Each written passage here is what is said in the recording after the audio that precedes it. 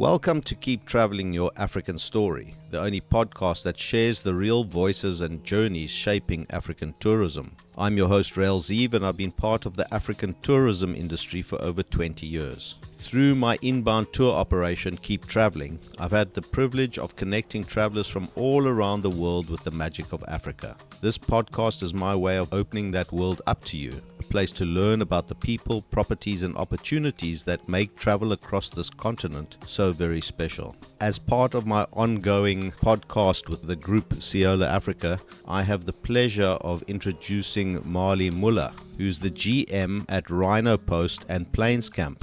Marli, welcome to the show. Thank you, Rael. It's great to be here. It's really cool to have you on board. As the GM of the two lodges, let's first of all talk about your staff complement. How many people are you managing? So between both camps, it's a total of 44 staff. And that obviously comes with its difficulties, right? Yep, it does, especially because only 7 at Rhino Post stay on site and only 5 at Plains Camp stay on site. So the rest of the staff commute every day between 2 shifts, and that's a transport that we provide that comes all the way from outside of the park and into the park in the morning, in the afternoon, and in the evening again. Okay, so that's quite a schlep for the staff actually leaving their homes, getting to work and returning again. What sort of time frame is that for some of the ones that stay furthest away from the lodges? So luckily, most of our staff stay just outside in the community, in the rural area, just outside of Kruger. It's a commute of about an hour, maximum an hour and a half to work every morning. Their shift starts at 6:30, so it's a 5 o'clock start for them, which is an early one. But the commute is not too long, and then they work until 2 o'clock in the afternoon and then go home. I've seen the roads, and what you can see from the roads on their commute, it's got to be better than the trains and the underground. In London, right? Of course, yes. They live in a beautiful area. It borders the Kruger National Park, and it's just such a privilege for them to work in the Kruger and, let's be honest, to have a job. So tell me, let's start off with Plains Camp because I've already stayed there and experienced that for myself. But for our listeners, tell us about the infrastructure and the amenities that you got there. Plains Camp is a very unique camp. It's one of a kind in the Kruger National Park. It's the only luxurious trails camp that offer walking safaris as the main activity. Sandparks does have some trail camps and trail experiences available, but it's very rugged where you have to pack your backpack and carry your own tent and mattress. As to where Plains Camp is like a glamping experience, beautiful canvas safari tents with wooden floors, but it's got all the creature comfort, ceiling fan, an indoor shower, toilet, very comfortable bed, and some really good fine dining after a long walk to a beautiful brunch. And it's set in the heart of the Kruger, but it really feels like you're out of Africa because it's on a big plains area where you find lots of zebras and wildebeest and giraffes and buffaloes and elephants. It's a very busy area with game because there's also a waterhole, so animals tend to congregate there on the plains by the waterhole.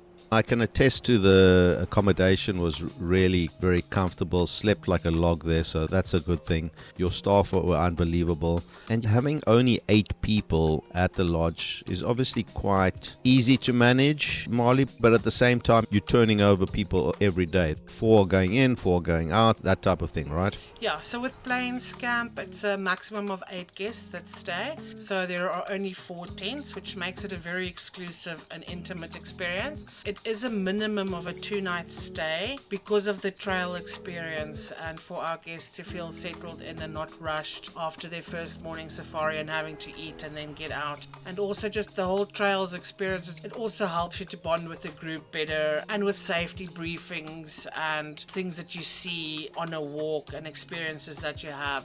I think 2 nights was perfect. You could add a third if you feel like it. The biggest thing about Plains Camp was the internet detox, because I never knew this until I walked in, that there was no signal at all.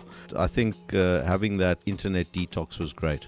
Yeah, look, we did do it on purpose. We never wanted to have Wi-Fi there. It's a technology detox. We don't want people to be sitting in the lounge on their phones when they can be looking at the plains area and the waterhole. So it is on purpose. Of course, if there is an emergency or whatever, the ranger can always drive the guests back to Rhino Post where there is Wi-Fi, and guests can then contact home or spend a certain amount of time on Wi-Fi here at Rhino Post and then transfer back to Plains Camp. If you absolutely can't put your phone away for 2 days.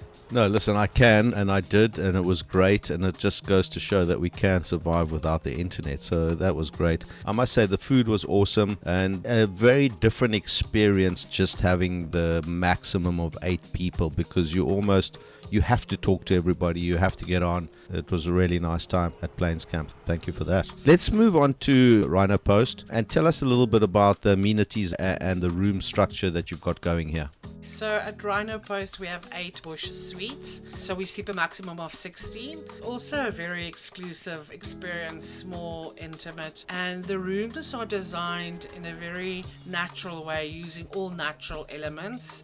Wooden floors, thatch roofs, the walls are canvas tents, they are raised above the ground overlooking the dry riverbed, and it almost feels like a tree house because each unit is built into a tree structure, so you feel like a part of the bush. Although we do have all the comforts that you crave, we do offer Wi-Fi at the lodge. There is a lovely swimming pool. We're very, very popular for our fine dining experience. And then a great option also is our sleep outs, which is available at Rhino Post and at Plains Camp, which is a very unique experience. Also the only one offered in the Kruger National Park, where you can go and sleep out for the night on raised platform decks in a cloth tent under the stars, and the guide cooks for you on an open fire. It's close to a waterhole, so throughout the night you have traffic of elephants and rhinos and all kinds of animals coming to drink there at night. So you hear the noises, or you get up and you shine the spotlight and you see it up close and personal. So we do offer that experience. Nobody else does in the Kruger, so I think that really sets us apart. We're on a wilderness concession, which means we don't have any electricity lines or anything like that, so our power gets provided by a generator, but our generator goes off at 10 o'clock at night. But the rooms all have 24-hour electricity, everything you need, your ceiling fan, your lights. We have mosquito nets. The front of the room is completely glass doors that you can open up onto the balcony. Food for people that have got their different eating habits. Can you organize vegetarian, things like that? Absolutely. We take great pride in our dietary requirements or restrictions, and as long as you let us know a week or two before the time, our chefs really go out of their way. Bring it on. You can be a gluten-free vegan. We've got you covered. Do you grow any stuff on the property, or is everything sort of trucked in from the closest cities? We have tried to grow things. It is very difficult because we have some serious competition. The monkeys and the baboons, my goodness. Having a garden, a dome garden, we've tried with chicken wire and fencing. It just doesn't work, because if it's not the monkeys and the baboons, it's the porcupines at night that dig a hole underneath a fence and get in and eat everything. So it does. All our stuff comes from outside, but we do have a farm in the village. It's not ours, but it's a farm that we support. It's run by youth, and they grow our spinach and beetroot and all our herbs and micro herbs for us. All our other fresh produce, and that comes from a local farm in White River, which they then deliver to us every Tuesday and Friday. Okay. And you're not licensed to go and kill your own venison and then serve it up to the clients?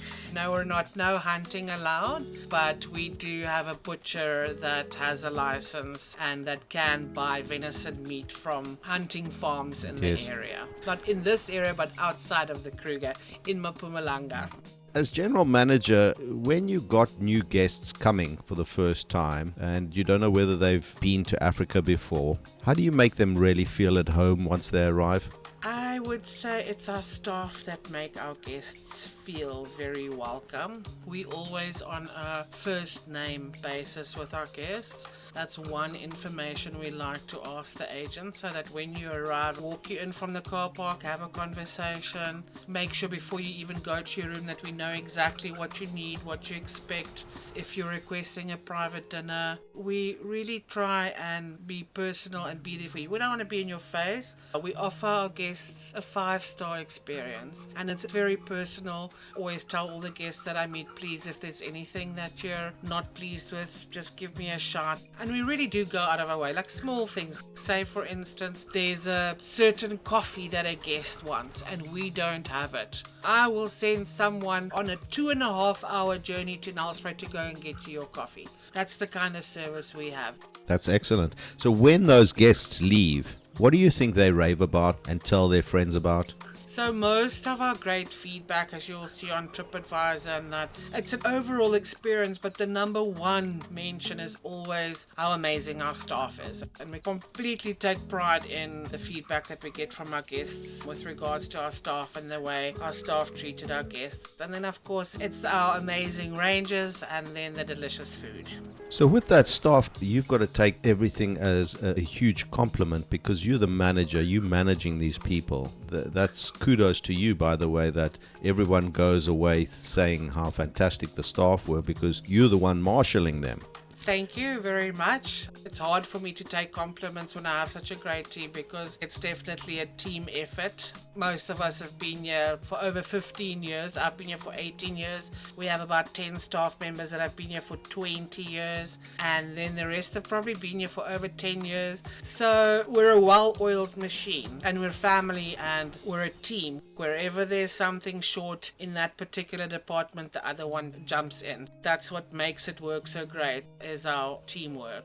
No, that's fantastic. And again, it's kudos to you, because you still got to marshal everybody on a daily basis and keep everybody happy all the time. And I'm going to put you on the spot. If you had to pick 1 or 2 people out of each camp that really make a difference, not to say that the others don't, but the ones that really stand out, that people listening to the podcast are going to say, you know what, when I go to Rhino Post, I'm going to find this person or that person, because I want that person to take me on a game drive or whatever the case is. Talk about Plains Camp first. Okay, our standout at Plains Camp will be William. Willie, he calls himself Willie the best chef. He is a great chef. He loves meeting guests and hearing feedback, and he's named himself the world's best chef, but yeah, he's definitely a character. I've been working with him for 18 years, and he's got some very interesting stories from when he was a young lad and how his culinary desire or love to make food started. But definitely make sure you become great friends with Willie the best chef. He'll make sure your tummies are nice and full after a very long walk in the bush.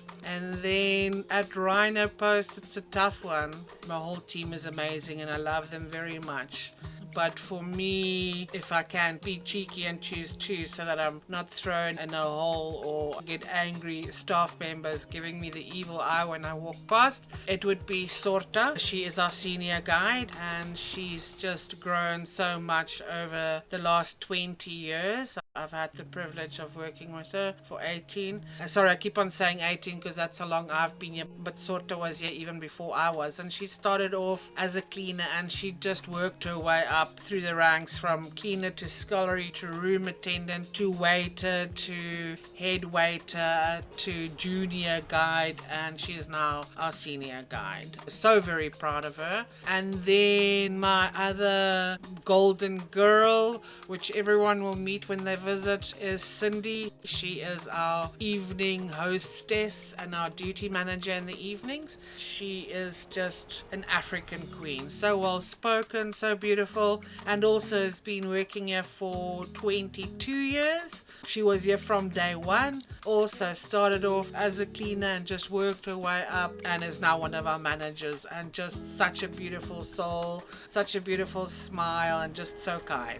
Thank you for that. I want to reiterate that that's not to say that the other staff aren't great, but it gives potential new visitors coming to the place a real reason to pick out those people and say, hey, I've already heard about you and I haven't even been here. That's just great. Tell me, was tourism always going to be the game for you when you came out of school? Oh, no, not at all. When I was growing up, I grew up in Nelspruit and we lived there for 11 years, and it was a dream of mine to be a ranger in the Kruger National Park. But then life happened. We ended up moving to KwaZulu-Natal, lived there for 8 years, then to Cape Town for 10 years. And then I was 27 and I had studied educare and worked as an au pair and a preschool teacher. Then went into marketing and I was working for a marketing firm, and from Cape Town went to Joburg for 3 months, and that nearly killed me. There was a big bank robbery and my sister and I was there, and my sister had a gun to her head and the guy was in my face. It was just an awful experience.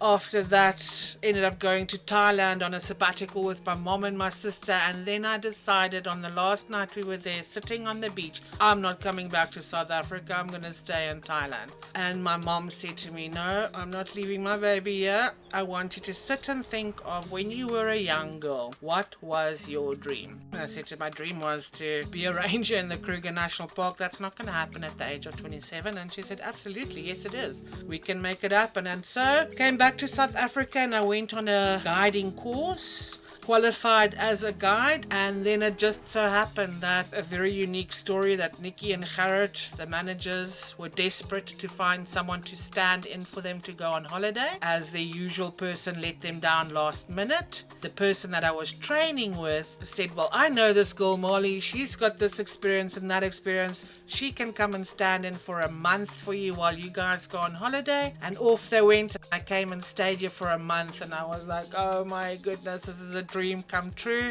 Sadly, the month was over and they came back, and back I went into studying because I had to write my Fagasa exam. The Saturday, literally maybe 20 minutes after I wrote my exam and did my assessment drive, and found out that I was now a newly qualified Fagasa guide ready to take on the Kruger National Park. The operational manager, Gerrit, gave me a phone call and said, hello, how did your exam go? And I said, I passed with flying colors. And he said, well, that's great, are you looking for a job? And I said, actually, yes I am, when would you like me to start? And he said, yesterday. And that was on the Saturday, and that Monday I came with all my bags packed and ready, and that was 18 years ago. Oh, that's an amazing story, and you look very happy. So sometimes you got to wait for what you want, and Yes. funny things happen along the way, but I'm glad that you're happy in finding your place in life. So when visitors actually leave, if they had to walk away with one particular feeling, what would you want that feeling to be? Peaceful. In closing down now, what do you want for your future and the future of the property? Are you going to carry on growing with Seolo Africa?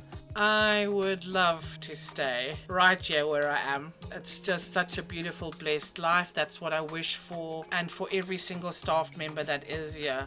We all really love our jobs and we absolutely love who we're working for. That's definitely my wish. Marley, where can people find you online? So if you're on social media, you can just go look for Seolo Africa, or you can search for us by lodge name. So Rhino Post Safari Lodge or Rhino Walking Safaris. And then our website is www.seoloafrica.com. Great. Thank you for coming on board and doing the in-person podcast. It's been lovely staying with you. I've really enjoyed my time. In fact, I probably enjoyed it too much that I've forgotten that I had some work to do and catch up on that work. Thank you very much for coming on the show and sharing your time and your energy. Thank you, Rel. Thanks for having me, and thank you for including us in your podcast and visiting.